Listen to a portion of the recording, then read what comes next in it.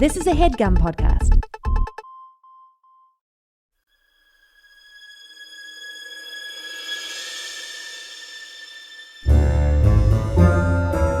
Oh, yeah. Welcome to A Funny Feeling Podcast. I'm Betsy Sidaro. And I'm Marcy Jarrow. This is a podcast where comedians tell us their paranormal experiences, and we listen to yours as well. Oh, yeah. And if you have one of these paranormal experiences that you want to share with us, please email it to us at funnyfeelingpod@gmail.com. Now get cozy. And prepare yourself to be scared silly. This is a Funny Feeling podcast.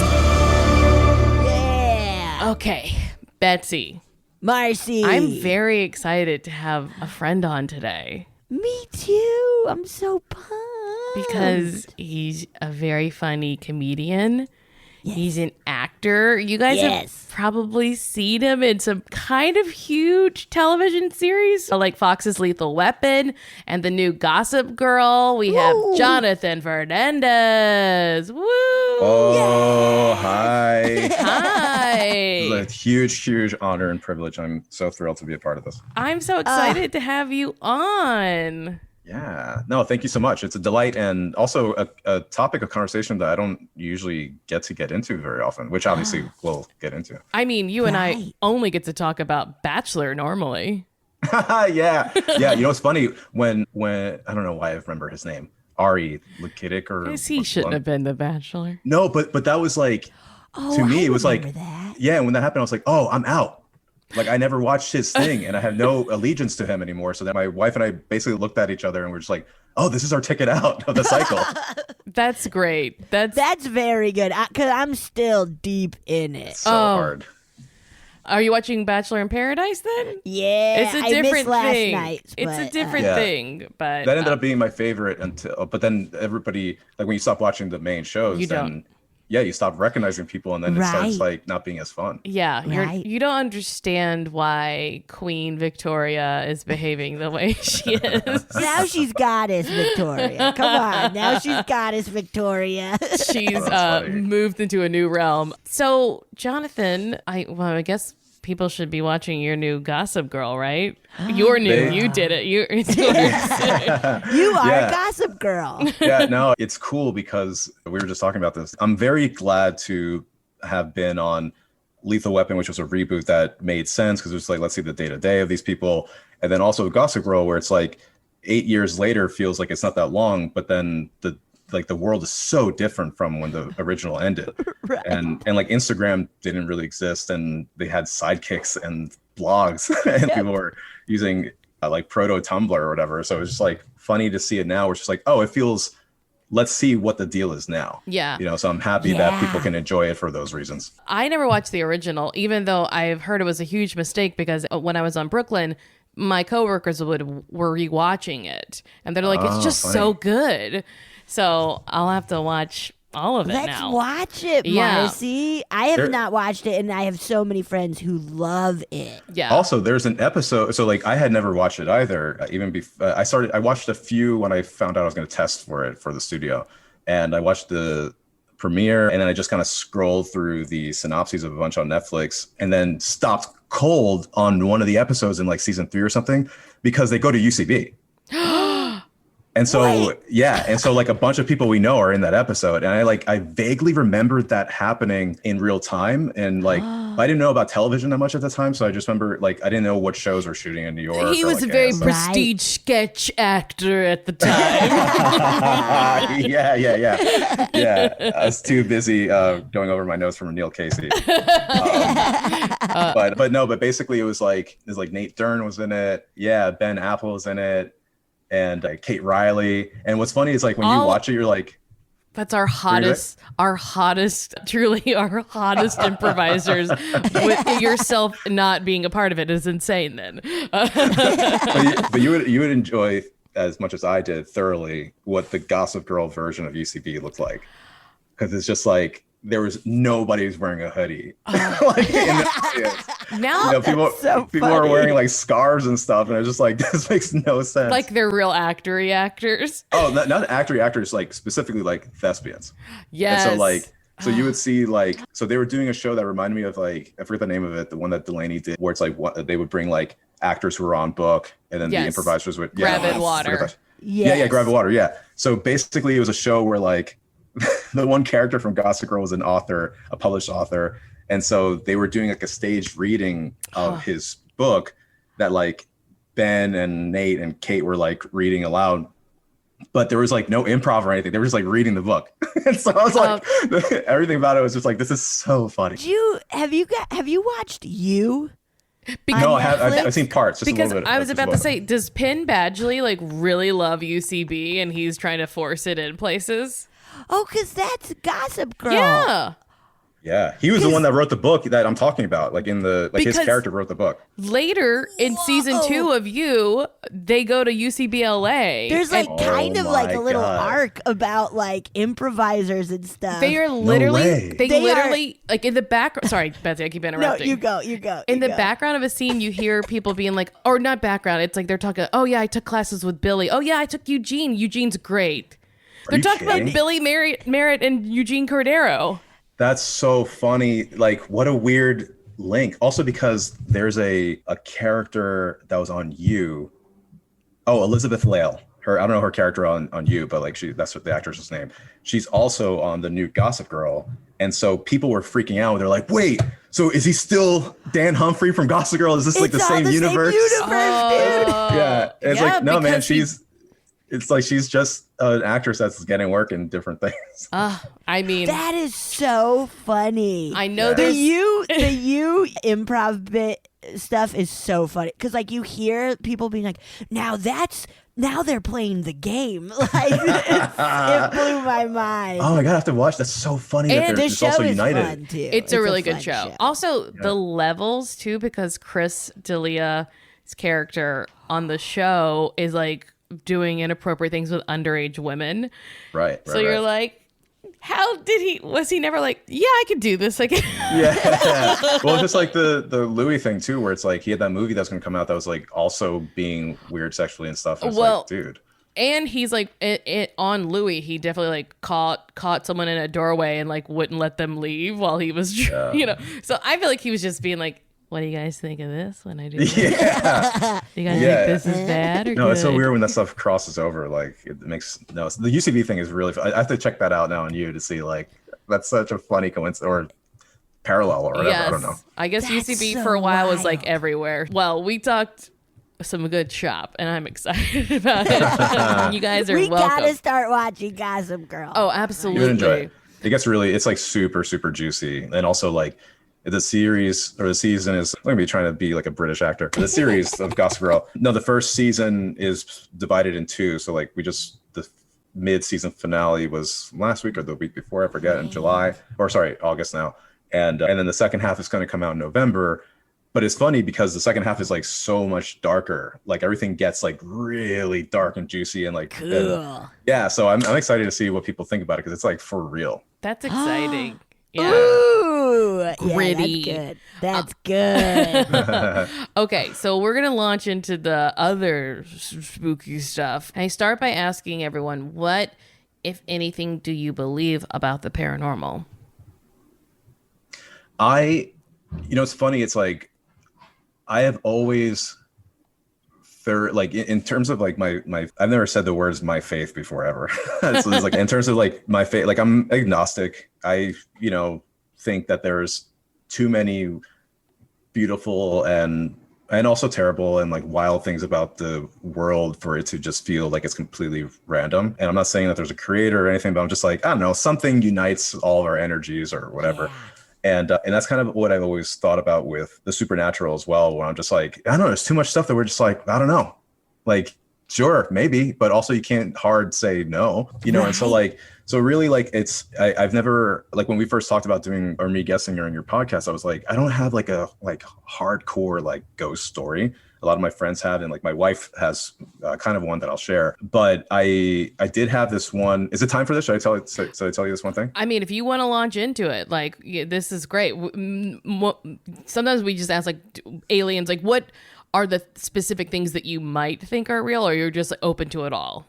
Yeah, I think I'm pretty much like open to it all in a way that I don't dispel it. I don't disbelieve it. But I also don't have that thing where it's just like, oh, I definitively believe it because this X thing happened. Right. Yeah. Or whatever. But I don't know. It also just makes things more fun. Like I would much rather have this other like, parallel world or sub thing that happens that we don't know about.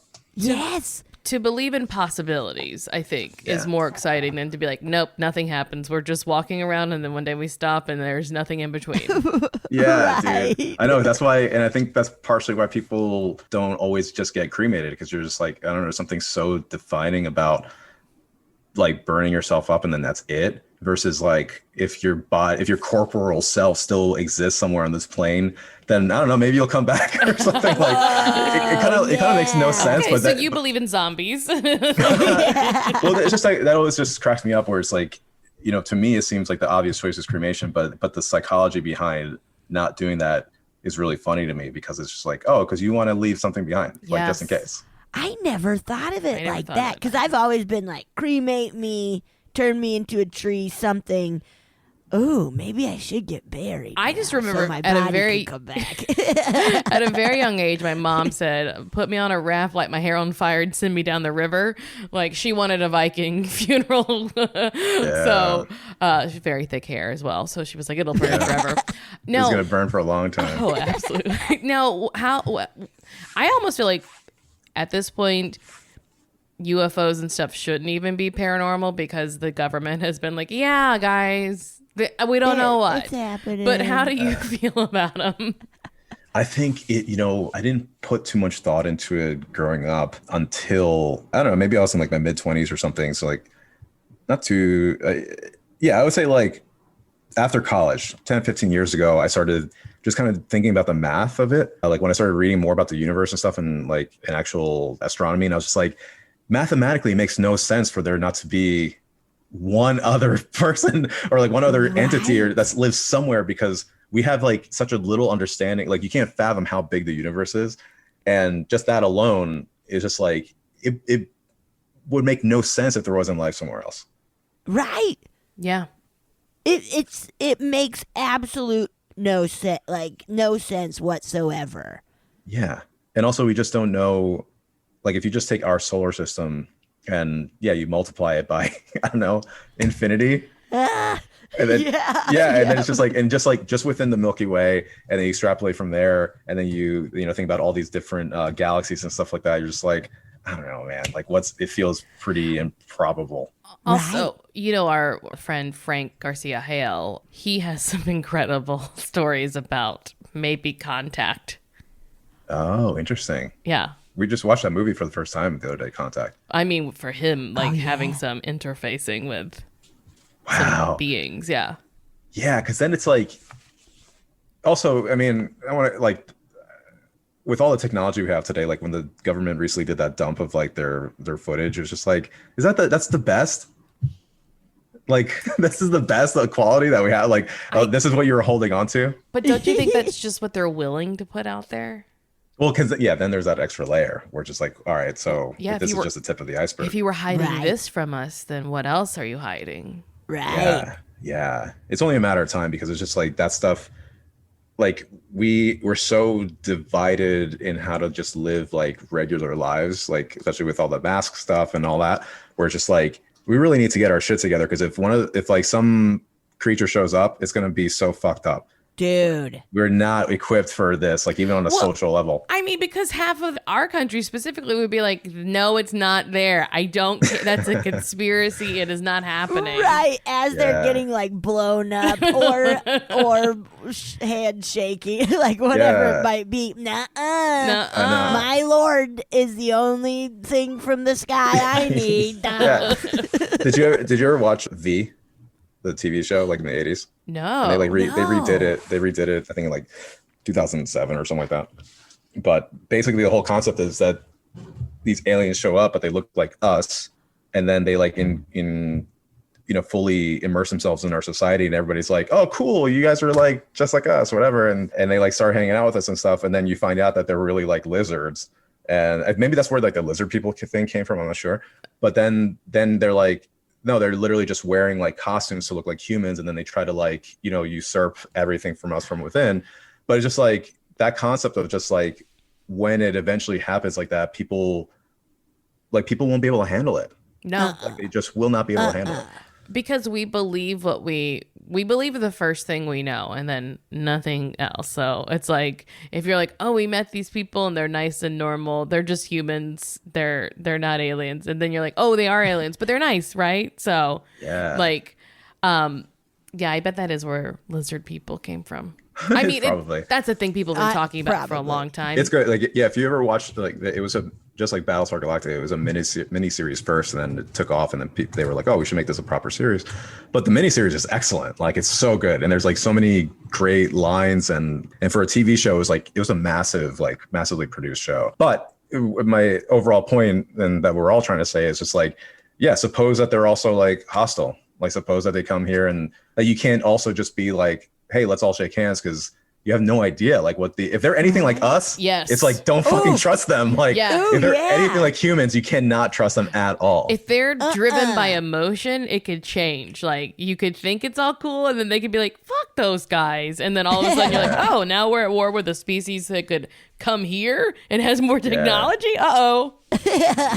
Yeah. I didn't think about it in those like exact stark terms, but if it's like, if you're open to the possibilities that they are even 1 percentage point similar to humans with their temperaments and their complexities, it's like, do not trust those fuckers at all. Right. Yeah. Right. Yeah. Oh, that's scary. Yeah. Oh, no. It's really funny. I'm like writing something on my own now, and the basic thesis is nobody's good.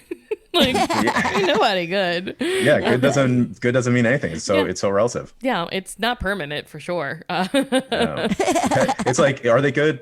Show me the situation, and I'll tell you if they're good or not. Exactly. Right. Wow. Well, that's an existential crisis I'll have later. I'll be thinking about that while I curl up in a blanket.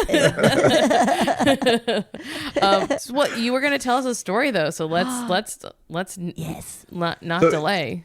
So like this one is pretty, like, this is my personal thing, and it's not even really a story. It's just kind of like information that I will tell you. It's like, we had this friend. I played a lot of soccer growing up, and my father was in East Stroudsburg, Pennsylvania. He was like the coach. Like, he was like, he's Honduran. My mother's Colombian.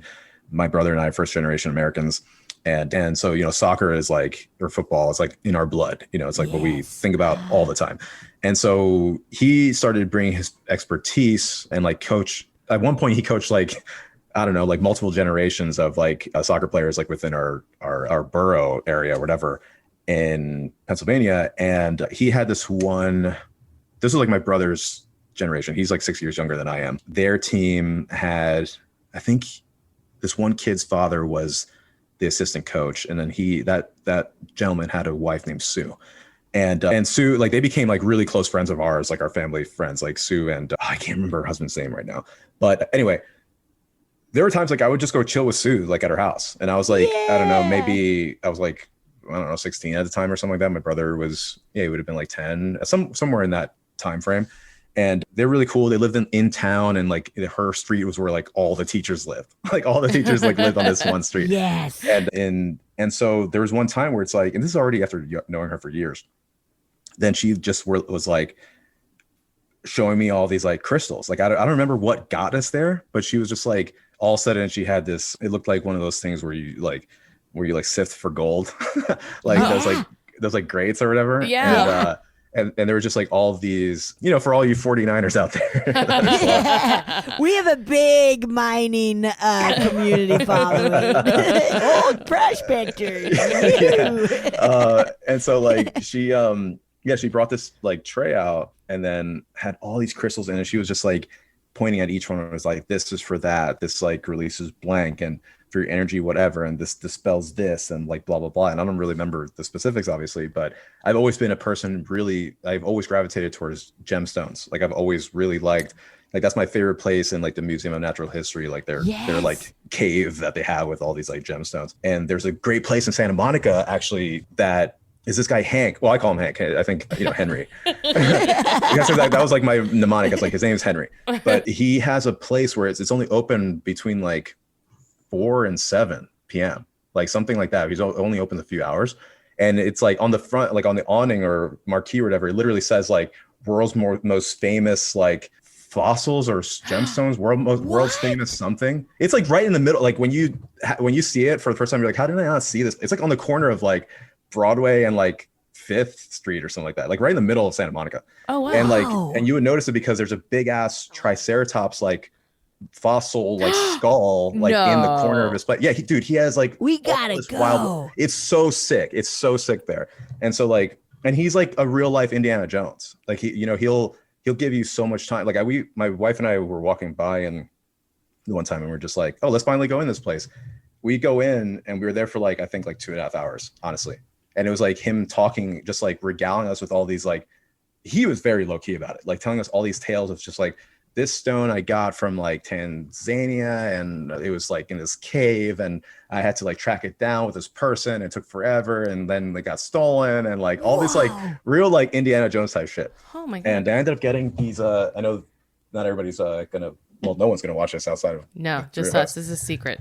Yeah. But these like bronze, we wouldn't call them marbles. They're like straight up like fully bronze. But he had like this book and was just like, because I was telling him that I really like harmony balls, like Asian, like Chinese, like harmony balls that you like roll around your, in your hands for a lot of reasons. But he was saying like these bronze ones are really good for creativity. So I was like, oh, cool. So anyway, this guy's fucking great. So you need to go there like at some point and just like, he has like, yeah, and he has like straight up like diesel fossils, like legit fossils and like all sorts of stuff that, and there's a story for everything and it's really cool. You got to go. But anyway, but that's a thing that's like, that was when I was full blown adult, but like, I've always like just really liked that stuff. So when Sue brought out this tray, I was just like, oh my God, like you had no idea that I would always like collect, if I find like amethyst or find like certain anthracite or something, I can't remember, but just like random little rocks that are just like, not your average pebble. Right. And so I was like completely like entranced, like looking at this stuff. And so then she was like, the only thing that I really remember outside of the crystals was she held my hands and like looked me dead in the eyes. And she was like, you must promise me that you'll never play with a Ouija board. And I was like, really? And so, yeah, I was just like, and at the time I was just like, okay, like I had never been around one, but she was like telling me, she's like, I remember her specifically talking about doorways as portals and just being like, because you don't know what you're letting in. Yes. And then it's hard to figure out how to tell them to fuck off, essentially. Yes. And we like, now it sounds like I'm like moving, like I'm bullshitting you, but like we honestly never talked about it again. Like it was never like I saw her. I don't remember having any kind of follow-up conversation with her about any of that stuff. It was almost like she was on a different like plane, or it was like a different version of herself or something that was like telling me this. And so, because we never fucking talked about it again, ever. And so since then, it was like, I haven't been around a Ouija board until this year. And we were like, we went to the Catskills with some friends of ours. Fucking demons of your friends. Like the Ouija board. Yeah, it was me and 5 demons. And so, but we were staying in this like chalet. And in the basement of this chalet, this dude had like the owner of the B&B had this proper game room. Like he had even like a little platform with like karaoke, like super like duper karaoke. And then also there was like a popcorn machine and like air hockey and billiards and like even skee ball. Like he had everything there. Whoa. Yeah, it's really cool. And then I shit you not, like so like it was one of those basements where like the stairs come down and you can like see through the stairs kind of like it's not like there's no like bathroom underneath the stairs or any of that stuff. It's just like stairs. Yeah. And there was this like, but you also couldn't just like, there was like this little nook underneath the stairs that you could see, but like not at first glance. And when we first all went down there to see, there was a fucking Ouija board like on top. And so we were like, and then so we made a joke about how like obviously this is the prologue / opening of every first act of every horror movie ever, and so at one point my friend was like, oh, Ouija, and I was like, I didn't say anything, but like quickly we went on to, because there was so much stimuli down there that we like easily went to other things, and I didn't bring it up again, but I was just like, I hadn't really thought about it until right now, where I was like, oh, that was a moment where I was like, I feel like if I had a different history, maybe I would have been like, oh, I've never done this before, let me like check it out. But instead I was like, no, Sue Todd told me back in 1998 don't fuck with these Sue things. told me not to, man. Oh. That's how far. So this is a hypothetical. How far into letting your friends like open it? When would you be like, "Hey, Sue said no, man"? I think no. honestly, I think I would have been pretty. See, here that also plays to like my, I guess, my own like psychoses, where I'm like, I'm big with like streaks. And so in other words, or like I've never smoked or had any kind of drug in my life. And I know like, and lately I've been thinking about, I was like, oh, Molly seems pretty cool. Or like, and now that like ayahuasca is so in vogue, I'm like, oh, I wonder like, or these like these hallucinogens, I'm like, maybe mushrooms, whatever. But the thing that would stop me from doing that is like, yeah, but I have a good streak going, or Yes. like I don't want to like kill this off. Yeah. And so, because then I'll be like, oh man, it went 36 years or whatever, and then I fucked it up just for like no reason. But I feel like the Ouija thing kind of falls into that, where it's just like, I would be like, you guys could do this all you want. Actually, no, I'd be like, you have to do it outside. Yeah. If you guys want to do it, I'm not going to be a part of it. And it has to be outside. I'm so concerned with the owner of that chalet being like, yeah, go play with it. I don't care. Play it. Well, the thing is, like, Ouija boards, like, I don't know anything about their origins or any of that stuff, but like, I feel like they are so like accepted in like, or is it? I don't know. Do people generally have like Monopoly and Life and Ouija boards? Like, is that like a normal thing? I think at a certain time that was a thing, because you could buy a Ouija board at Target. It's not like you don't have to go to a metaphysical store. So I'm sure that there are plenty of non-superstitious people who are like, oh, it's just a fun little stupid thing, or maybe very superstitious. I don't know. Like they sell them, so it must be enough people buying them that they continue to sell them. That they keep making them. Yeah, because like otherwise, it didn't. I mean, Ouija boards for me obviously like trigger that's very specific memory, but like for someone else, I think they would just be like, oh yeah, that's just like the board game section of the house. Right. And I can't remember if it was on top or not. I can't remember if it was like the one that was on top or if it was like a few like below. Yeah. But that's the thing about it is if you have it, why would you have it unless you thought it worked? Or else it's just like a planchette on top of a board that doesn't move. Right. Because then the question is too, like, which I didn't think about just now, is like, what if, for me, I was just like focused on like, oh, we won't be the people opening this portal. But then if it's there, it probably has already been, it's like a revolving door of demons in that place. That's right. That's why I think that guy was like, do it. Do it. Open it. It's already open. Yeah. Play with my friends. Yeah. I tell you, Plaza has been like, oh, we should do a Ouija board. I was like, don't you do it in your house. Fuck no. I was like, not in your house, don't do it. No. Also, I can imagine, I don't know her personally, but like imagining her say that would be, it's like, it would be like, I don't know, there would be a certain level of severity that I'd be like, I'm not going to do that with you. Like she'd be like, so it's like she just has such a serious countenance. I would just be like, no, not with you. Yeah, no way. But then I could also see myself being like, no way, and she's like, come on, and being like, okay, you're cool, okay. You think Plaza Alpha's me, please? She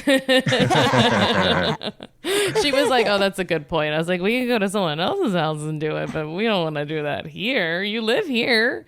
Right. Yeah, do it at your house, Marcy. No way, Jose. My cats can't handle any more stimulus. Oh, right.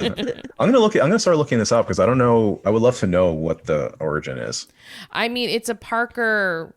Gosh, what's the name? Parker Brothers. Parker Brothers game that came about, I think, during like spiritualism was kind of like in vogue at the time after like the Fox sisters, but I think it had a nice little run. But I want to say Ouija boards are an early board game, like yeah, right. Yeah, but it is a bit of a mystery. Like, but why are you mass producing this? Yeah, and also, was it something where like they like Johnny Parker and Fred Parker or whatever, like were they like walking around some like open air market in like the Far East or something, and then like heard about it, and they're like, oh, we could gamify this thing, right? Or like how do they get it to that point where they're like, we're also going to mass produce this? I am positive we have people listening that are like, Marcy and Betsy, you should know this, but we don't. I refuse to know anything. I think Freddie and Johnny Parker, they want to unleash hell onto this earth, and so they've mass produced the Ouija board. Now, I sort of fall along the lines of that, like Ouija boards are just a tool for ghosts to be tricksters a bit. Like, I don't know if it's always demonic, but I do think if you have a pesky little ghost who wants to fuck around with humans, then that's how they're going to do it. And then all of a sudden they're like, great, I got you. I'm hanging out. I'm going to bother you all the time now. Yeah. Breaking your TV, making your faucet turn on. Yeah. Yeah, just like practical jokes that you're like, all right, go, come on, ghost. Come on. I'm going to make your bathroom smell awful. Yeah. Like, those ghosts are just a bunch of Karens, you know? They're just like, they don't like anything you do. They're just trying to like cause some trouble. Yeah, but it's like also, but also doesn't feel like over. It's like an annoying type of threatening versus like something you truly feel like. Or like, you could cause danger. What you're doing can be dangerous. Like, so. Right. But not necessarily like the most evil thing. Just like, what is your problem, man? Yeah. Get it together. Yeah. I gotta track down. Like, I don't even know if, I don't think that Sue lives in the area anymore, but there's going to be some day that I see her again and I'm going to be like, hey, remember this thing that like, it became a tentpole in my life? Do you remember that? Yeah. Because it's a huge moment for me. What are you talking about? And when she answers it, you're going to be like, wow, I never noticed you were missing a hand. And she's like, the Ouija board did this. The Ouija board. Yeah, indeed. Now, you were saying that your wife has had an experience? Yeah, she's had two related to the same person where she had this grandmother named Peggy who is really, really great. Really had a lot of love for her. She passed away, if it wasn't, I think it's like 2 years ago, maybe 3 years ago now. But she had a moment where she told me this later, but she had a dream where she was like in her childhood room. And I can't remember if we were like sleeping there that night. We weren't. I don't think we were sleeping there that night. But like, anyway, she was like, she had this dream where I don't remember a lot of the details, but basically she was in her childhood room and other people were there. Oh, actually, sorry, before that, her aunt, who is one of Peggy's daughters, has said to Lauren, my wife, Peggy is probably going to come to you in some way or some form. Like she's, this won't be it. Whoa. And so anyway, so fast forward to Lauren had this dream and she was in her childhood room. And I think like her mother was there and like her other like aunt, and then Peggy shows up in the dream and says like, and like nobody else could see her. It was like a like Scrooge kind of deal.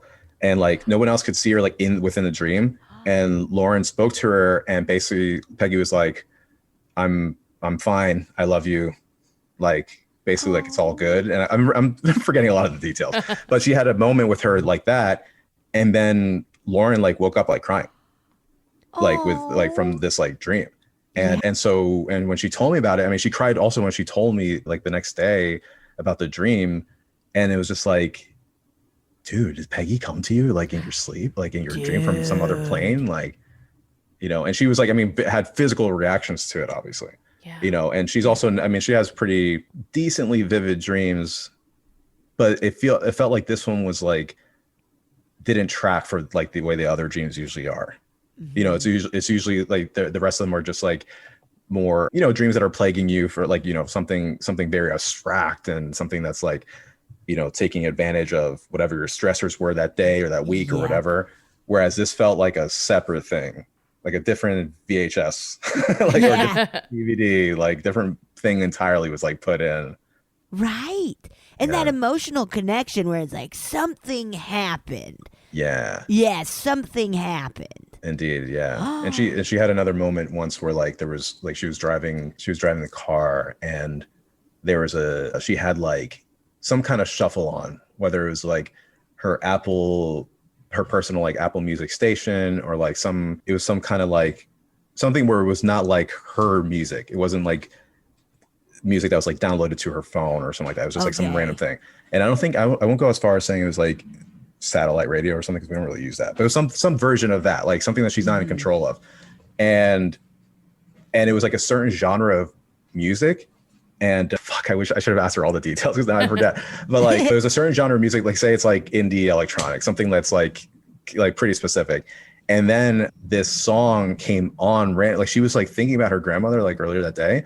And then like some song that they like always would sing, or like she associates her grandmother with, like came on. And like, of course, because I'm fucking forgetting everything. Like I can't remember what song that was, but it was something like, you're listening to like Cut Copy and like Empire of the Sun, indie electronic, whatever, and then all of a sudden like Officer Krupke comes on. Like it was like it was like something completely random like that. It was like, this doesn't go with any of the other stuff. Right. And I was also thinking about her, and then one of the songs that I associated with her came on. It makes no sense, but yeah.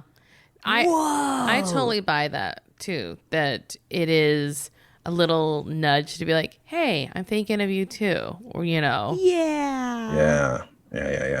Whoa. But, so that's probably outside of like my friends who I have this one friend who's Jose, who has like, I don't know, 1,000 ghost stories. Like he's just like has all these that happen all the time. But for me personally, it's just like, yeah, that really stood out to me. Like the thing that happened to my wife, because I was like, that's really specific and just like wild. Yeah. And it is like moments like that are just like, something's up. Yes. Like something's happening around us in this world. Like something's going on. I also think that our intuition as humans, we don't put enough faith in it, how correct we can be about situations or feelings that we get, or like those times when you wake up in the middle of the night and you're like have an uneasy feeling. Like we just don't. We're like, oh, it must be anxiety or something else. But I think we're way more connected than we believe, that like we're picking up on stuff. Because animals do it, so why wouldn't we? Right. Because then there's also that thing too of just like, I really like chronicling coincidences, because I feel like I attract really wild coincidences. And for me, it's always just kind of like, man, it had like a lot had to happen for this event to occur right now. Like it was like especially like you would have to write it where it's like this person goes here, that thing happens, and then like a domino effect, boom, then this coincidence that's actually not a coincidence because I wrote it is happening. But it feels like that, where it's just like, I don't know, there's a lot of events that have to take place for this really random one to happen. I have the same thing too. I have the dumbest coincidence. I think I've told it before, which is like Jim Santangeli, when we were on a team together in New York, he was Sofia Coppola's driver. But she was in Europe. So one day he was like, you guys want to go ride in her car? And it was like this really cool Jaguar. And then, we just rode around in it one day. And I was like, he's a terrible employee. Then fast forward, I moved to LA. I'm hanging out with Plaza. She is like, oh, my friend has his boss's house is in Palm Springs if we want to go hang out for 4th of July. So we go there. It happens to be Roman Coppola's house, who's related to Sofia, obviously. And we're like, oh, let's go look at fireworks. We can see them better up on like the hill somewhere. So we get in the car, and I was like, I get in the car. It's a Jaguar. And I go, I've been in this car before. And he was like, what do you mean? And I was like, is this Sofia Coppola's car? He's like, yeah, I bought it from her. And I was like, where I'm meant to be. This is my husband car. I'm supposed to marry this car. You need to marry that Jaguar. But just random, because I don't know those people. I'm not like in the mix with the Coppolas. I've never met them. So also, how well do you strange. know cars? I don't know. I mean, my mom had a Jaguar when we were kids, but like I don't know cars like that. I just remember it had an analog clock in the dash instead of a digital clock, and it was set into the wood. And I just remember like being like, oh, that's very fancy. Do fancy people like to look at hands on a clock? Yes. but just to be like, I've met this car before. Across the country. New York, man. Like, that is so strange. Across the country, like several, or like, it's changed hands since then. Yeah. The original person who introduced the car wasn't there. Yeah, like, because Jim and Aubrey have met, obviously, but like, that's not the connection there. It was like this other person that works at a production company. That's so wild. And it's like, it's not meaningful necessarily, but very strange. Yeah, it is strange because like I was saying before, it's like a lot had to happen to get you there. Like a lot, like especially since it was so many years removed. Like so many things over the years had to happen for like you to have this experience. Yeah, and going to Palm Springs, like even if that happened in LA, I'd be like, whoa, that's crazy. But then be like, oh, but you still had to go to Palm Springs. Yeah. And this guy be like cool with Aubrey bringing like a couple of other friends along, like all these. Also, maybe this is not the end of the story. I mean, I think you're going to get hit by that car. But you'll be fine. You'll be fine. And Sophia Coppola will be driving Jim Santangeli around in it. But you would have to note it, like it would have to be like you have to be in a situation where it's like you have enough breath left in your life and the door would have to be open for you to like clock the clock. And that's how you knew it. You would have to be like, the clock will be stopped on 11:30, which is my birthday. Your last words would be no way. No way. That's so funny. But yeah, coincidence or fuck, because it is like, I don't know if it's meaningful, but it is something. It's something. Yeah. It's truly something. Like I had this, my chief coincidence was this time that like I was in New York and a friend that I knew from Penn State was visiting from Houston, and she had some like business in New York, and she was like, hey, we should hang out at this like Moroccan restaurant with, her name's Jamie, and then she had another friend whose name I can't remember right now who was with her. And so I was like, yeah, sure. And like my wife, who was my girlfriend at the time, like she was out of town, and because she knows Jamie, my friend, otherwise she would have come. So I was like, yeah, I'll meet you at this Moroccan place, whatever. And so then we hang out at this Moroccan place, and then we're just like chilling. It's like everything about this was like super average. Like there's like just nothing, everything was mediocre. Like the place is cool, whatever. It's good to see Jamie. And then her and her friend are like giggling at this like photo that she's looking at on their phones, and it was like it was like a flip phone back then. So it's like, I just remember distinctly being like, the quality of this image is not good. Dude. And so, but they're like laughing. I'm like, what are you laughing at? And they're like, oh, this like Jamie's friend who was there. She's like, oh, my boyfriend just got his like front tooth knocked out. And we're just like, oh, whatever, like that sucks. Like it was like remarkable, but then also like once you get the information, it's like there's nothing else to say about this basically. Right, like it was like, is he fine? He's fine. Okay, cool.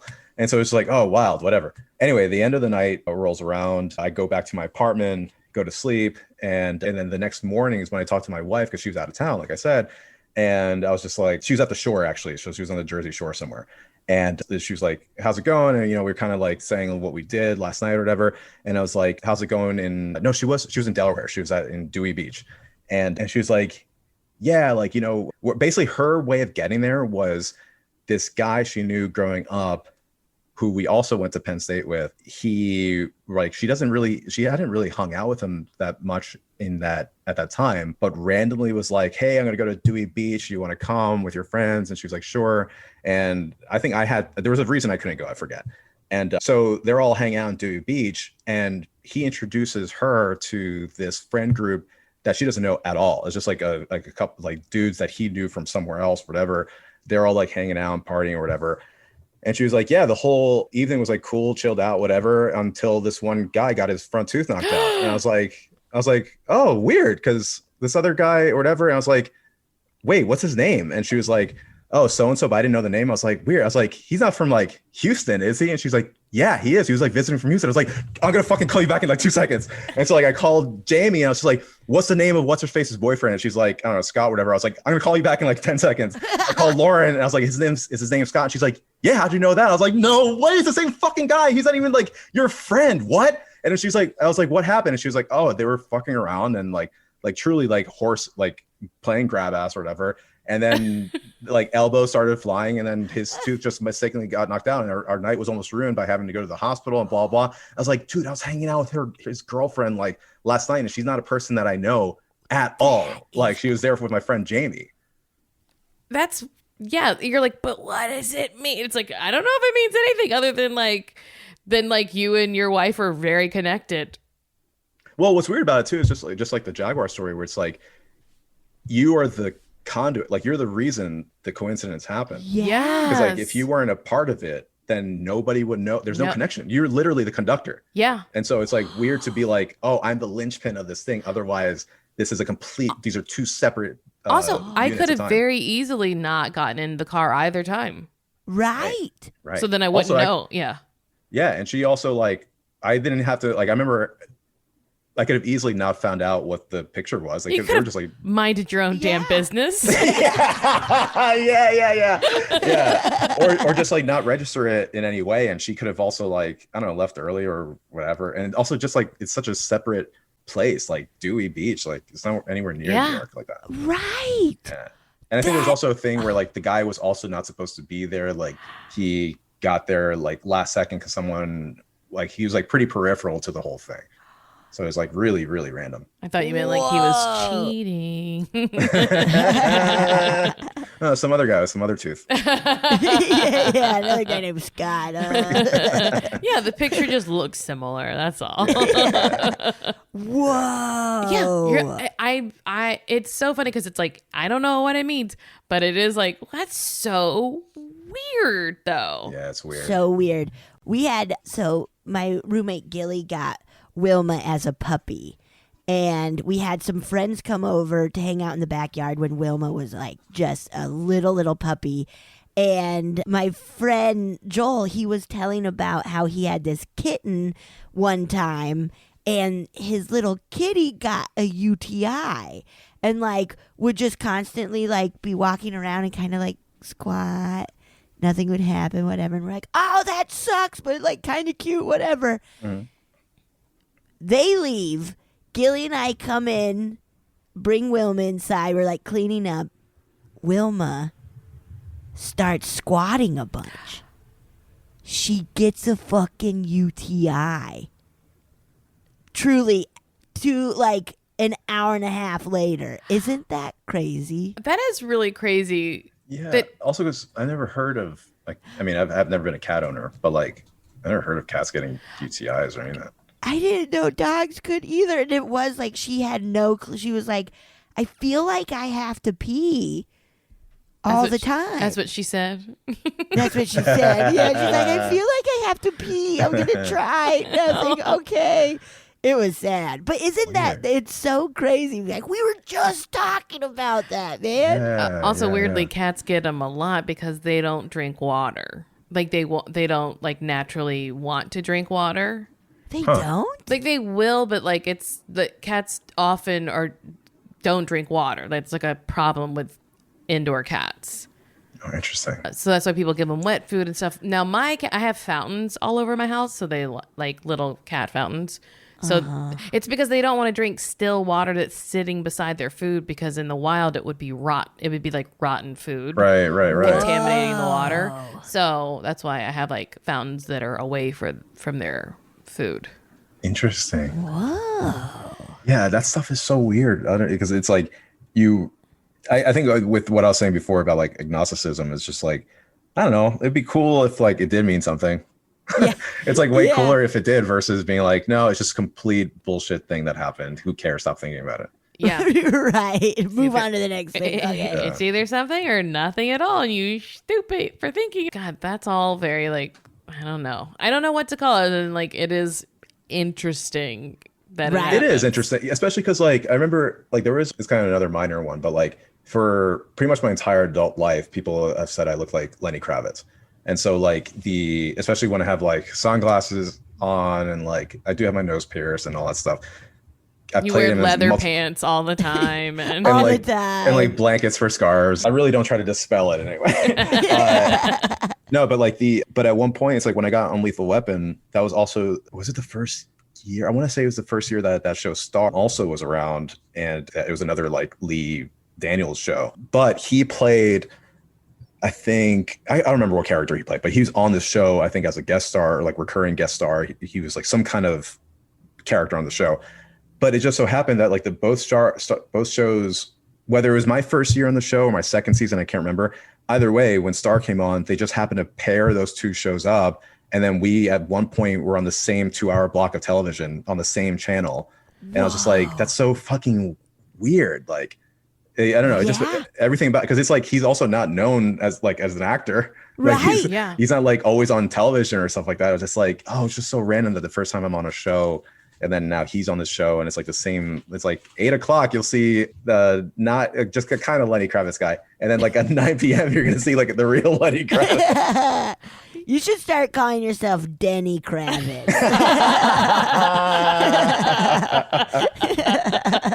Denny Kravitz. Recently, we were out with some people who know Zoe, and they were like talking about inviting her and stuff, and I was just like mortified. Like, I was like, I don't want to meet her like this, because I know the whole time, like she's not, like, no one here is going to see the resemblance, and the whole time I'm going to be like thinking about it, and there's no way for me to bring there's no way to bring it up without sounding like a complete psychopath. No, I certainly thought you meant Deschanel, and I was like, what's that have to do with anything? Oh, funny. Zoe Kravitz. Yeah. And then Channing Tatum would have been with her. True. They're right. Yeah. And we did a Stone Cold Fox did a sketch show. Was it called Channing Tatum? It was like called, it was something like Channing Tatum. It was like written as if it was like a review. It was like Channing Tatum, he was spectacular. It's like something like that. Or it was like, triumphant was the word. It was something like that. Channing Tatum. God, those are very funny. Do you have any other stories you want to share, or? I guess like, well, one of the things that bonds you and I, and the three of us really, is just like horror movies. Yes. And so like, and that's something that like, I'm always on the hunt for something that like truly scares the shit out of me. Like it doesn't really ever happen, and especially through that medium, I'm just like, I just want a horror movie to scare the fuck out of me, because it's so rare for me to have that feeling. Because like when I go to like, I'll go to haunted houses and I'll do like all those experiential things, and like never really feel it. And it was like the first time I ever really felt like, all right, this might be onto something, is like, I don't know if you've ever played like horror video games. Yeah, it's so scary. It's a different thing entirely, because it's like you are interacting with the screen so differently than you would when you're watching a movie, even when you're in a theater. It's just like, and when you're controlling the character and everything, it just feels like way more immersive. Yeah. And there's games that I've played where I'm just like, it's too long. This game's too long. Like, I don't want to play, like, you know, a movie is like 2 hours or whatever. Right. Whereas this game, you're playing like anywhere between like 8 and 18 hours of being almost scared. Yeah. Yes. Or at least like heightened, so you don't want to be scared. So you're like trying to like protect yourself. Yeah. Yeah. I've been trying to play Resident Evil 4. Oh, yeah. Leon. It's so scary, man. I'll play like in the middle of the afternoon for like 30 minutes maybe, and just be like rattled for the rest of the day. Like, I'm getting chills thinking about it. Like, it is so scary. Yeah, and it's like, that's one of my favorite games. I love that game. But then it's like, I played one of the Resident Evils that came out for VR, and then that's like out of bounds. That's a whole other thing. Yeah. I don't know if I can handle that. Because as a kid, I remember playing Friday the 13th and being like, this is too scary, and the music is so scary. You're like, that's so funny. Truly like the screaming. Nintendo one? Yes, you're screaming because Jason's going to get you on a canoe, and you're like, how the fuck is he even out here in this canoe? Yeah. No, but now it's just like, you know, with the VR headsets, you're so fully immersed, and, you know, they play all the tricks. So it's like, something that wasn't there before, you do a full 180, and now this creature is like right in front of your face or whatever. And so like, that's a very different experience where I'm just like, oh, this is really actually scary, because your brain is definitely being tricked into thinking that you're in the situation. Yeah. That you don't get that from movies. Yeah. Also, in moments of real terror, like in real life when something scary actually happens, it's never fun. Like, what if, like, while I was being robbed that time, I was like, "Ooh, this is exciting." Actually, I'm gonna giggle because this is so fun. My wife and I talk about that often. We're just like, the worst thing about adventures, like real life adventures, is that you never know you're in one when it's happening. And in retrospect, it's like kind of fun when you're telling a story about it, but you're like, you didn't even get to enjoy your adventure because it sucked the entire time. Yeah. Right. Yeah. Exactly. Yeah. And like few people like in the movies they go seek it and they know like, oh, I'm gonna be in the Amazon, I'm gonna be chased, like I'm bringing my gun, I know that's some like shit's gonna go down. But like for real people, you're like, I didn't know I was gonna be in this like McDonald's at Port Authority at 4 a.m. because I couldn't get into the garage like to get my car back. And now I'm just like chilling in Times Square in this like the shittiest part of the world, like at 4 a.m. and it sucked. And now it's like funny and we talk about the people we saw, but at the time it was horrible. Right. Yeah. And that's actually an adventure, even though I was sitting for 5 hours. Exactly. Adventures in babysitting was so stressful for Elizabeth Shue. Too stressful for Shue, man. Yes. Yeah, indeed. Well, I'm going to play a listener story if you're interested, if you have time. Yeah. Okay. Yeah, of course. Let's do it. Marcy, Betsy, I love you both. I accidentally discovered your podcast while driving. I was listening to Ologies and some science-related stuff, and I accidentally clicked on yours because it was suggested. And I was like, what are these two maniacs cackling about? You guys were being your usual wonderful animated selves.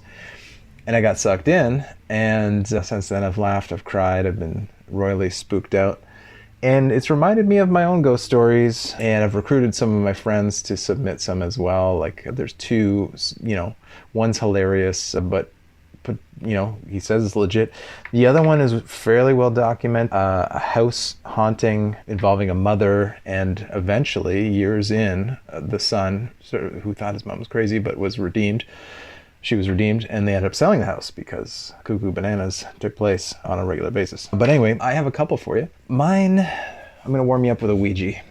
So I had a Ouija experience. My sister got one for her birthday or something. She requested because our aunts, who are Catholic and our age, because my grandfather was a certified freak and married my uncle's 8th grade teacher, and they were Italian Catholic, and they were all into Catholicism and the Holy Ghost. Obviously zombies and stuff come with it. They had exorcism stories and generally freaked us out and warned against this Ouija board thing. And my sister was a bit of a rebel, so she got one and had a bunch of slumber parties and giggled and freaked out and whatnot. And then at some point the tables turned. I should ask her about this, and she put it away and never, dealt with it. Maybe she got bored or scared. I'm not sure. But I decided that this was BS, and someone was moving the Kate Blanchett, and I would do an experiment. So when no one was home, I was a latchkey kid.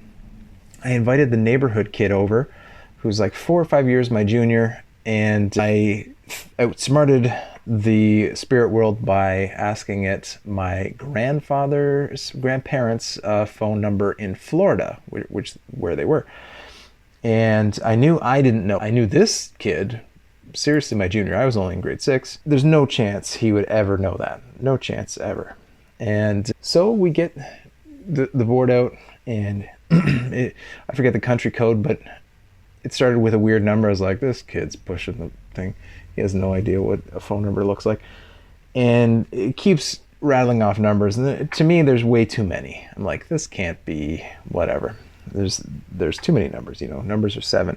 And so I wrote it down, stopped, and I was like, here's the moment of truth. Pick up the phone, dial 10 digits. Sure enough, Papa picks up. And I waited for a second. He said hello, like maybe 3 times, and hung up. I couldn't say anything. I knew it was him. I know the voice, completely convinced it was the number. Then I hung up the phone, and he was like, was it him? And I just went to the bathroom and I started crying like a little baby. And I was scared. And then I went back to the room. He knew I was scared. I was like, it was him. It was him. And then he just knew that I was scared, and then the playtime's over. So I packed up the board, and I think I threw it in the closet for the time being. And then I resolved to destroy it. But then I was thinking, like, what? You know, like, this can't, you know, it could have been just some random number. I don't know, you know. But I kept the piece of paper it was written on. I thought if I destroy it, maybe the ghosts or whatever will be angry with me. So I decided to take it to school. So I took it to school. I snuck into a classroom during recess, a classroom that was not my own. And I went to their coat closet and just stuck it in there and left it. And that was the end of that. Later on, I saved the piece of paper with a phone number on it. And months later, because I kind of, I don't know, needed even more proof, I went to my mom's phone book, like her little journal she'd write all the important numbers in, and cross-referenced, and sure enough, it matched. It was a country code plus the 7 digits. It matched my grandparents' phone number. So that's my Ouija board story. I think the Parker brothers or Milton Bradley or whatever probably abducted a bunch of orphans and used their blood in the cardboard mixture or something. It's definitely wrong with those things. Anyway, thanks. Well, we wanted to know the origins. We now and we know got it. the origins. That's Children's Dude. blood. children. It has to be some dark shit like that. It has to be. It has to be. Like, it's not Yeah. just some fucking game. No. Like all the other, like, and what's funny too is like to my knowledge, there's no other thing that is gamified, or because what is it even the game? What's like or is it just supposed to be this like The game is this, talk to a ghost. The game is yeah, right? There's no other element to it, right? Like, Yeah. and what a weird. Here's the thing that doesn't track for any of the other games that they have. No, Right? that's what I was saying. It's like either people either buy the game because they believe they're talking to something outside of the human realm, or you know, the living realm, or they just like bullshit in their house. I don't know. Right. Yeah, like that makes no. It's like I can't think of the examples right now, but like that. Oh, it's such a familiar thing that's become a trope where it's like this thing is not like the others. It was snuck into the whatever, and then it causes this story to happen. Yep. You know, and it's just like it feels like with Ouija boards, it's like it doesn't make any sense in the pantheon of other games. Yeah, it would be.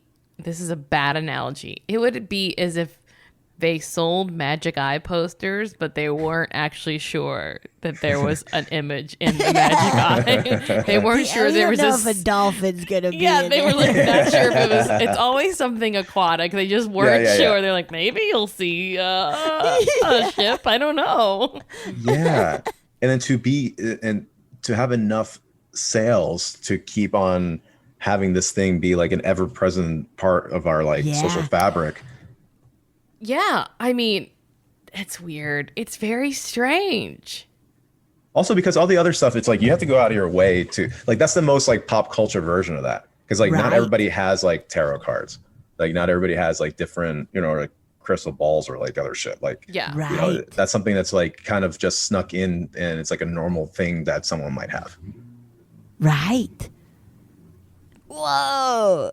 It is also it's so statistically improbable that someone would guess a number. Like it would be like one in like millions and millions and millions, right? Because For there's sure. so yeah, it's Especially an international number like to boot. yeah. You know, so it's like this Crazy. because so this like ghost or like this thing or the kid or whoever, they also had to know like kids, you don't know like international codes. No, I didn't even know it recently. Recently I was like, wait, we have an international code and it's 1. Yeah. America's number 1? Yeah, I know, Hell yeah. Hell yeah. yeah. Yeah, it's like, well, which is the number that is most looks like a gun? Good point. Well, I don't know, 4. Oh yeah, that's a hardcore one. Yeah, Tommy gun. Yeah. Oh man. Oh, that's so weird. Also, it makes you wonder, is the ghost that came through the board, is it, you know, someone who knows your grandfather's number? Because the grandfather was Right. alive, correct? Yes, it was. Yeah, like all the ghosts are like crowding around these two kids, and they're like, the one is like, oh, I know this one. Yes. Yes, I know his number, Like, dude. is it like the person who came through or whatever came through was like, oh, I'm attached to you in some way, so I know this question, or I know information, so it's like someone in your familial line, or do ghosts know everything? Like, is that what happens? Because if so, I can't wait. Are Ouija boards purely rooted in the occult, or is it something that like, would someone also say that maybe it's a way that you're communing with like God or something? I don't know that anyone has ever claimed to be speaking to God through a Ouija board, but I could be mistaken. Like, I've never heard a story. The only reason I asked is just because like God would know the answer. Yeah, he knows everything. God knows all of our telephone numbers for sure. Yeah, we're just like, oh wait. Socials, telephone. He knows your driver's license number, even though you don't know it off the top of your head either. So, like, Yeah. oh Oh, God. that's so interesting. Fucking weird. So weird. Oh my God, that's so fucking weird. You could have found something like that if you had played that Ouija board. You would have found some kind of very benign information. I mean, the thing is, like Sue was like so adamant about not doing it. Yes. You know, because Right. like it wasn't like, she definitely didn't say the version that we've been talking about. We're just like, oh, you know, it'll be like a goof, but it's for real. So like something for real will happen, but it'll be like a goof. Well, yeah. I guess you could think of it in another way, that this kid was playing with a Ouija board. It gave him his grandfather's number, which is very specific and something he didn't even know by heart. And maybe it's something that is not a ghost that knows him, not a relative. It is something else that is that powerful that it knows that much information about you that you don't even know. And then what is it capable of? Mars. Yeah. And that entity made this man listen to Funny Feeling, even though he didn't want to at first. Right. He was like, I'm sort of more of a science fan, and this is actually the And opposite these of two facts. know absolutely Yeah. nothing about anything. Marcy Okay. Very confident and incorrect. Yeah, he's the Egon of his group. Yes. Yeah. That's wild. Yeah, because the other thing is too, it's like, for like in practical terms, like say like this house was haunted with, I don't know, just any like ghosts who are not related to the family in any way. Right. Like also like, because like the guy was has such a logical brain that's like, logically, like say there are ghosts that are chilling in this house and they're like, oh, Ouija board's out, let's pay attention or whatever. Then it's just like the ghost would also know where like the address book is. Right. So like the ghost could potentially like was if one of them was like upstairs, yeah, would you see Okay, we got one. Shit. Yeah, would you, if you were upstairs, would you see the address book like flip it around like? Florida, I think Florida. But it wasn't his house. It wasn't his Ouija board. It was like a friend's, right? I thought it was his sister's. Oh, Yeah, that's his right. That's right. sisters. His rebel Yeah. sister. That's right. And he was home alone and then invited the neighborhood kid. Yeah. to come Maybe over. that ghost was just going through mom's phone. Right. Yep. Yeah. Either way, you don't want to snoop in ghosts like that in your house. No snooping ghosts, please. No. Especially because like I mean he said that his sister had used it loads of times, so like who knows who's coming in and out of there. Honestly, that's a good Right. point. These people have probably been snooping around for so long. Yes. They've stolen identities left and right.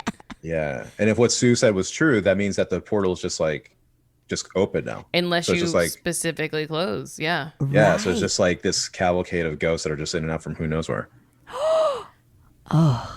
It freaks me out. That's Yeah. spooky, man. I can't handle that. Yeah. Ugh, well, this has been. What do you think? What do you think about? Sorry, I was gonna ask. Go like, ahead. what do you think about?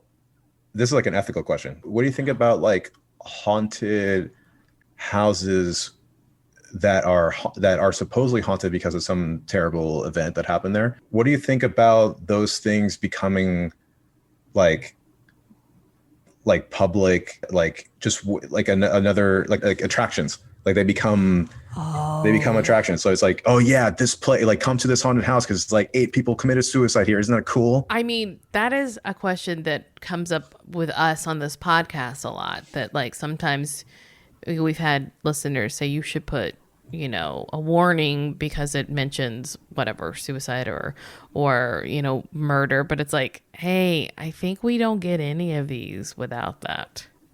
Right. Like, ain't happy people haunting. I mean, it could be, but, you know, the scary stories that we all come to listen to are usually based in tragedy. Yeah. So I'm always very intrigued. Like I'll go on a kind of messed up tour of like, this is where someone got killed. I'm so like, whoa, dude.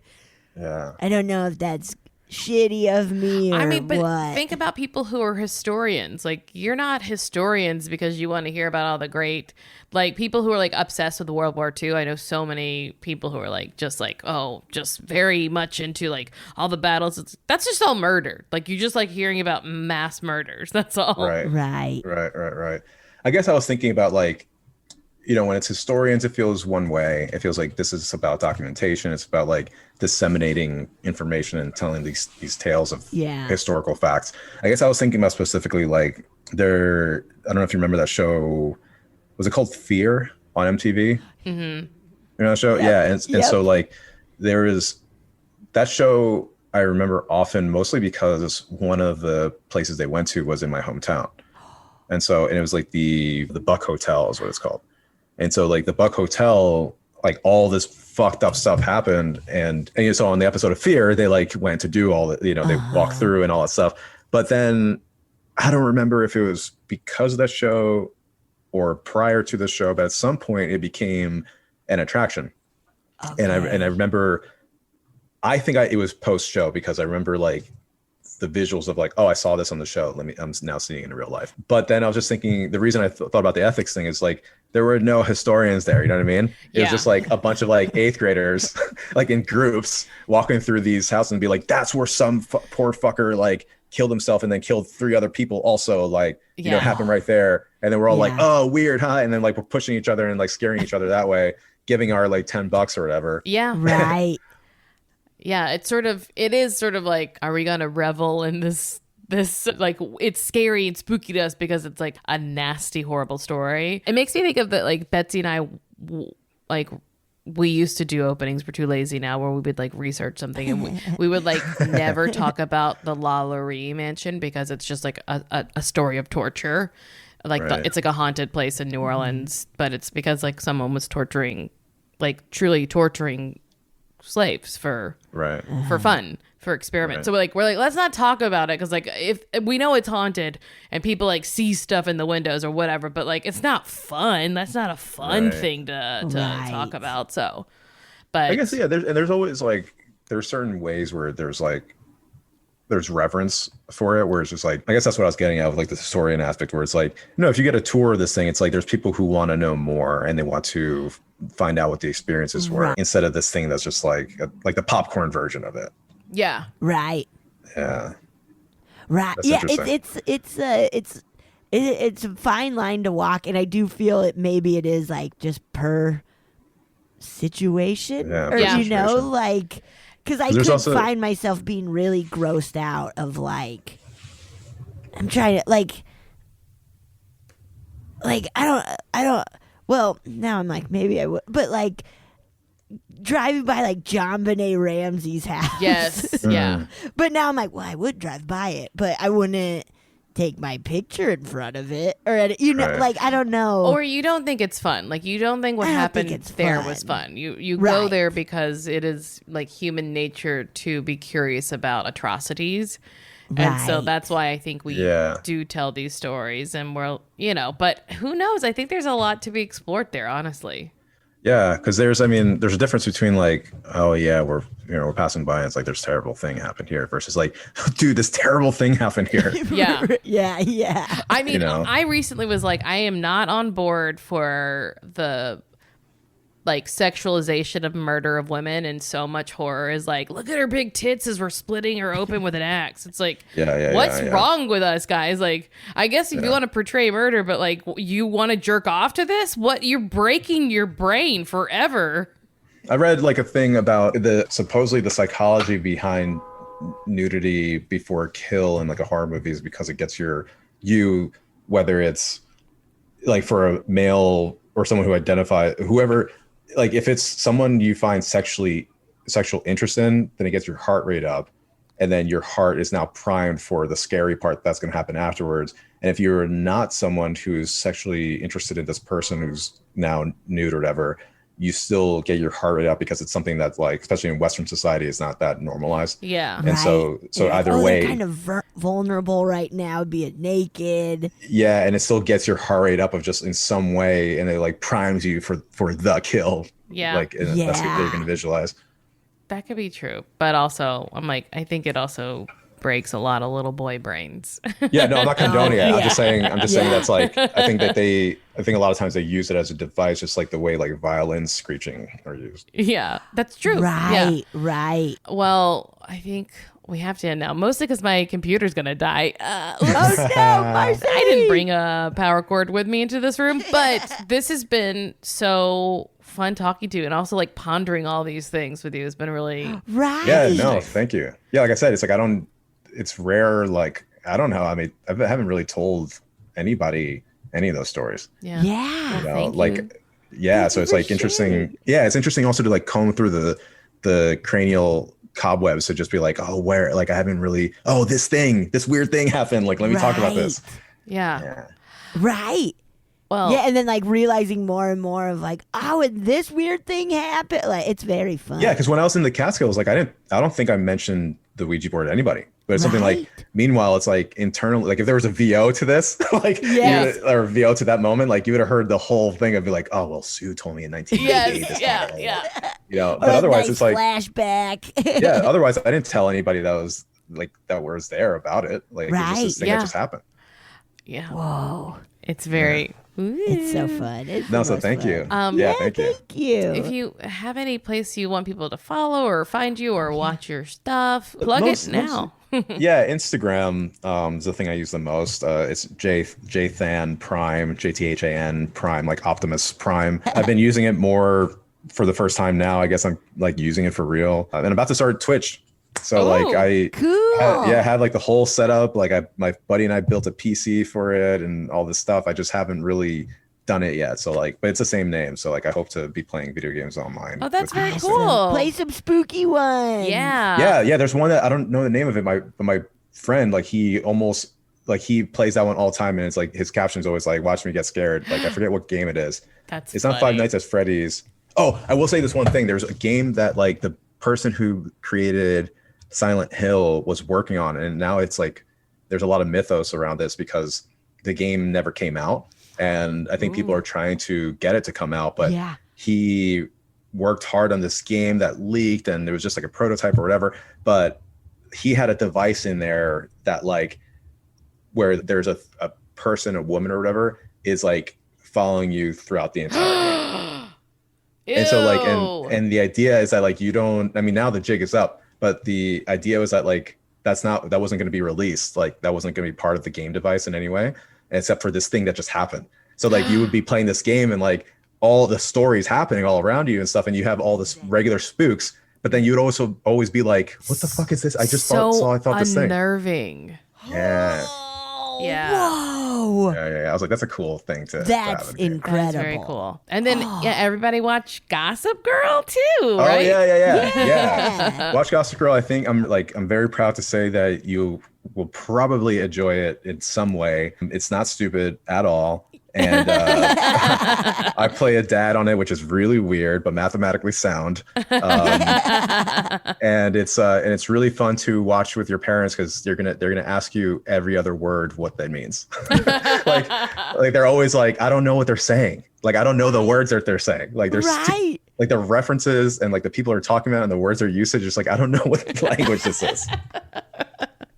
That's so funny. Ooh, I gotta watch because I'll probably be like my parents. I'm like, wait, what are they saying, man? I don't know. Yeah, I didn't know. don't Like, get there's this. things on it. Like, I'm pretty in tune with stuff, and I'm just like, I didn't know what Demois was until recently. I And sent then- you. You were on Dumois, so I sent it to you. I didn't know what it was until it was mentioned in Gossip Girl. Oh, okay. When we shot it like however many months ago, and I was like, what the fuck is that? And so it What was really is it? interesting. Dumois is like a blind item Instagram account. I believe she's Canadian, but she doesn't tell you who she is. Like, you don't know who Dumois is. That's like she's actually- Bridgerton. Yeah, she's actually that or Gossip Girl. Like, Yes. she's the real life version. Oh, yes. she's but So- I bet she's easier to find than you would think, because she was like on a podcast called Marcy, are you her? No, I just, you know, I'm Just in think it'd be the. easy. It's just easy. I just like gossip, baby. You're dropping a lot of hints. Yeah. Ah. Dumois me, baby. All right. This has been so much fun, Jonathan. Thank you so much for being Thank a you so part of the much. show. Woo. Thank you so much. Appreciate it. Betsy, it was so fun talking to Jonathan. What a dream. What a nice, fun guy, right? What a nice, fun guy. I can't wait to. We gotta start watching Gossip Girl, the original, so that we can then see him in the new one. Yes. And it sounds fun. So speaking of that, we're recording this a few days after Jonathan's episode. That night, Oh yeah. I went to a friend's dinner party. It was just like 4 of us. And we were sitting outside, and my friend and neighbor brought up both shows he talked about. She started talking about the show V. That is so, because we had never heard of V. I'd never even heard of V before Jonathan brought it up. And Right. that night, she explained it verbatim. Well, maybe not exactly, but very close to the way he explained it. And he even talked about the same episode.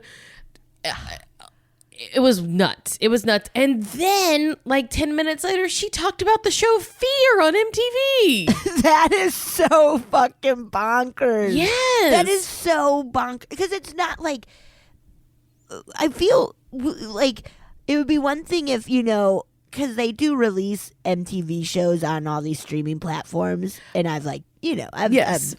I've watched my fair share of some of these classics. But Fear's not out yet. Also, my friend is 10 years older than me, so she was explaining it like I watched it in college.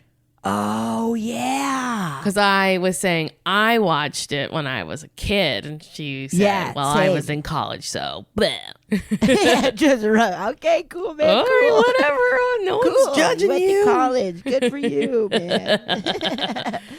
Wow, that is so weird, and especially 'Cause the you're whole just talking about was that. It's so nutty. It was just about coincidences.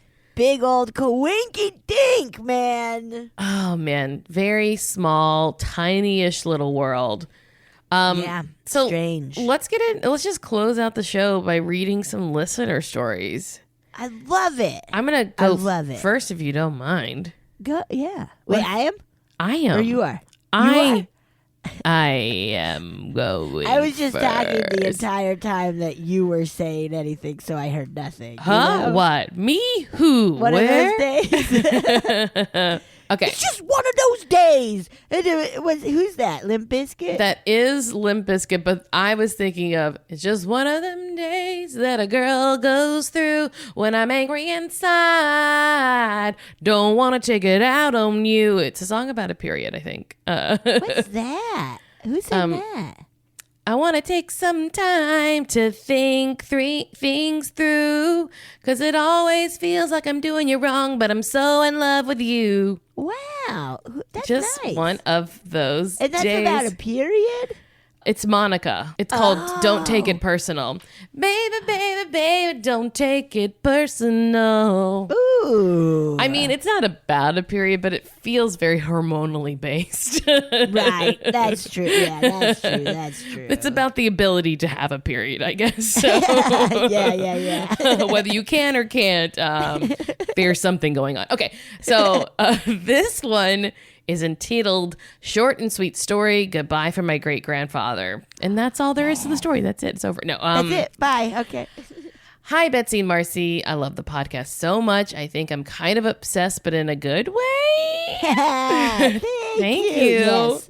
If it's wrong, I don't want to be right. Hee hee. Yeah. But really, I have found it so eye-opening and comforting to hear so many crazy, scary, cool, and sweet experiences.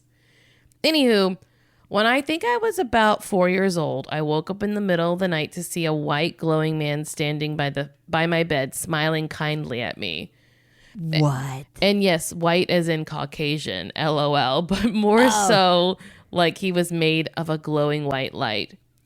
I went to my parents' room, woke up my mom, and told her about him, and she let me sleep in her bed for the rest of the night. Around 5 or 6 a.m., our phone rang. My mother answered the call, and it was someone letting us know that my great-grandpa had passed away in the night. My mom woke me up to ask me to describe the man, but my 4-year-old vocabulary could only describe him again as a glowing man. But she believed, and I did too, and I do too, that it was him coming to say goodbye to me. I was too young to have any memories of him other than this, but my family has told me a lot over the years about how much he loved me. I'm not sure if my memory of this story is the actual memory as I saw it when it happened, or if they are composed of the memory of hearing the story told, or maybe a little bit of both. But it stuck with me all these years, and I still see it pretty clearly in my mind when I think about it. Stay spoopy, insane, sweet, silly ones. Love so much love, Denny. Oh, Wow. that's nice. Totally, Grandpa. Totally, Gramps. Great Gramps. Totally, Gramps. Wow. It is really funny to think about, because this happened in my family where my sister's kids got to know my grandparents, but just very briefly before they died. But it's very funny to be like, oh, you know, my old people. Yeah. Yeah. Wow. I like that. That's very nice. I did too, and it totally, like, and once again, go to the kid who doesn't have a filter, who doesn't have a filter and isn't, like, weirded out, just kind of like, who are you? Maybe. Oh, okay. Well, see you later. Maybe great grandpa had walked from room to room being like, nothing? Nothing? No? Okay. Still asleep? Still asleep? Okay. Sure, whatever. Whatever. All right. Whatever. Die, Hello, bitch. I'm here. Excuse me. Passing on. This is miraculous what is happening this moment. Hello. Hello. Come on. Oh, wow. Yeah. It's really neat, those moments. Yeah. Like, oh, that's so nice. Yeah, it's very sweet. Also, with the memories, it's very hard sometimes when you know what happened when you were young, but you can't you're like, is this my memory or what people have been telling me? Yeah, I have a few that happened. I have a few that are that way, but I can remember visual cues that make me know it was mine. Wow, yeah. Yeah, I have quite a few that I know the story, but I truly do not remember an ounce of it. Where I'm like, yeah, that sounds about right. I don't know. There's a story of me when I was about 4 years old, or maybe a little younger. And I told my dad, when I grow up, I'm going to dance naked on TV. And he said, baby, you would do that knowing your daddy was home watching you? And I said, you'll be dead by then. And this is a story that they have told throughout my lifetime. But I do remember where I was when I said, I don't remember everything. Right. But I remember the smells and like seeing cut 2x4s because I think we were... maybe he was working, so I was like with him. Wow, that is so funny. And the countdown begins to when I do. Hey, you gotta get naked and dance on TV, man. You gotta get naked and dance on TV. All right, you got one? I got one. Yes, haunted dorm. That's what we like to hear. Oh, we yeah. like it. Oh, yeah. Hi, Marcy and Betsy. Love the podcast. Thank you. Thank you. And wanted to share my haunted dorm story. When I was a sophomore in college in 1995-96, the room next door was a single at the end of the hall next to the stairwell. The girl living there had a boyfriend who was there a lot, and on quiet afternoons while studying, I could occasionally hear them talking in the room and then out in the hall when they were leaving. The stairwell door had a distinct noise, and footsteps echoed in there, so you could always tell when someone was leaving. My bed was up against the shared wall where the single room had a desk and TV. I would often hear the girl leave, and then not long after would hear the chair moving on the floor and the TV come on. And it wasn't the boyfriend being left behind. Knowing her boyfriend stayed in her room a lot, I always assumed it was him while she went out to class. But then I started to notice that she'd come home.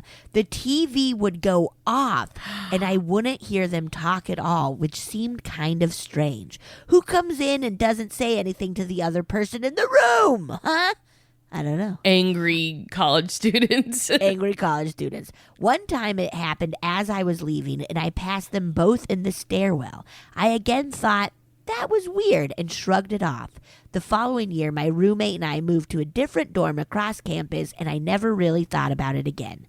Many years later, around Halloween, I randomly looked up my old campus to remember the old ghost stories there. I expected to find the usual stuff about the library and theater, but for the first time ever, saw a story about a dorm. My old dorm. Stories about furniture moving, weird noises, and various other things. One of the rooms mentioned as a hot spot was the room directly above the single room and how the activity seemed to move around the building. Ooh. As I read the article, my blood ran cold as suddenly it began to make sense. I'd hear her leave by herself, noises, and the TV would happen in the room. And then she'd come back, everything turn off and be silent because her boyfriend wasn't in there. Something else was making all that noise. Oh my gosh. What if it was like Weird Science and there was a guy living in the wall? A hot robot babe. I guess not robot babe. Computer babe. Computer Lisa. babe, be quiet. Come on. The ultimate babe. The computer made her. The TV coming on could have been some weird electrical problem, but there was no mistaking the sound of the chair moving on the floor. Here's the article I found. It's the first story. I've wondered if the anonymous student quoted is the girl I live next door to, as her account matches what I heard. I'm so glad I didn't know all this at the time of living there. I never did like living there, as it never felt very comfortable, and knowing the stories would have freaked me out. Absolutely. Thanks for reading, and thanks for a great podcast, Amanda. Dude, that is for me an ignorance is bliss situation. Absolutely. Like I would rather believe it as them fighting and ignoring each other and the boyfriend staying over. I pulled up the article if you want me to read the little part about Runkle Hall. Yeah. This North Hall's dormitory might just be the most haunted place on campus, or so the many legends surrounding the building, and in particular, its third floor would have you believe. And this is from the collegian.psu.edu. It ends with an edu, so you know it's legit, man. Remember having to cite stuff from the internet? And they're like, you can only cite 2 things from the internet, and they have to end with like edu or .gov. Yeah, or .org or yeah. They didn't understand that you could buy anything. But okay. Yeah. In 1992, a resident assistant complained about a loud banging that kept her awake at night. Later, as the banging got louder, the RA's bed began to heave as if it were breathing. Ooh, that's sick. She fled her room, and when she returned with friends, she found herself locked out. According to Haunted Places by Dennis William Hawk, a similar incident occurred in 94 involving blinking lights, loud banging, and a disembodied voice that spoke incoherently in the same room, 318. Ooh, spooky. This RA also reported her mattress and bed were quote unquote breathing. That is so disgusting. Yes. That description of a bed breathing? Jummy Bullock, that is Jummy with a U. Jummi, Jummy.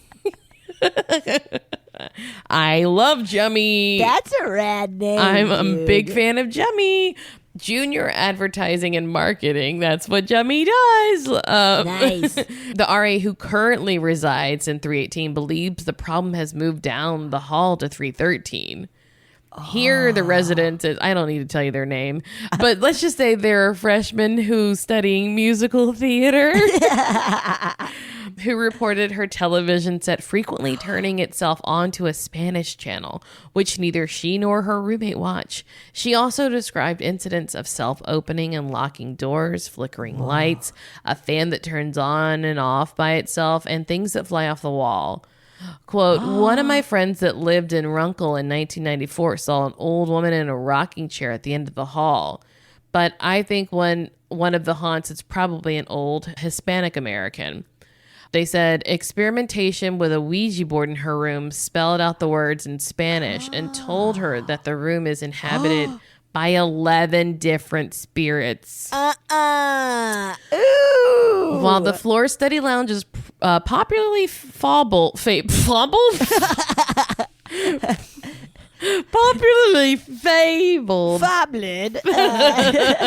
by residents as the ghost room. A housekeeper remembers one student's repeated experiences with the room as being genuinely frightening.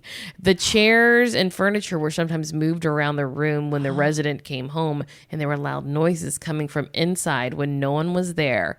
The door seemed to lock and unlock itself and even swing open by itself. She told me that she was very afraid to be there alone. I'm almost done. Many students in the dorm blame the haunting on a student who is said to have hanged himself in the stairwell. Ooh. But according to the September 7th, 1982 edition of the Daily Collegian, the hanged student was found between the third and fourth floor of nearby Leet Hall. Not Runkle. Not Runkle. Not Runkle. So the source of the disturbances is still unsolved. Whoa, spooky, man. Totally spooky. A breathing bed. Get out of here. Also, fuck off. This man. article I read was written October 30th, 1998 by Scott Swindles. Woo! Mr. Swindles. Mr. Swindles. Mr. Swindles. That was a very cool follow-up to the I love some legitimizing of a ghost story. Yes. Yeah. Oh, wow. These were great. I enjoyed them. Johnathan was great. Watch Gossip Girl, guys.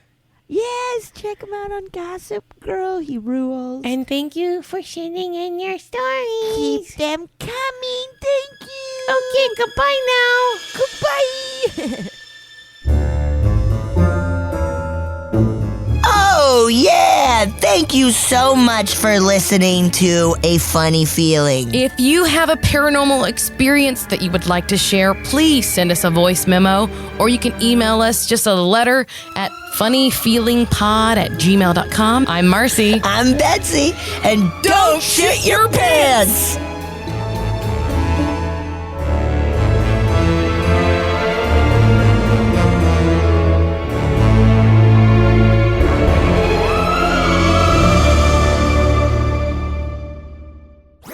That was a HeadGum podcast.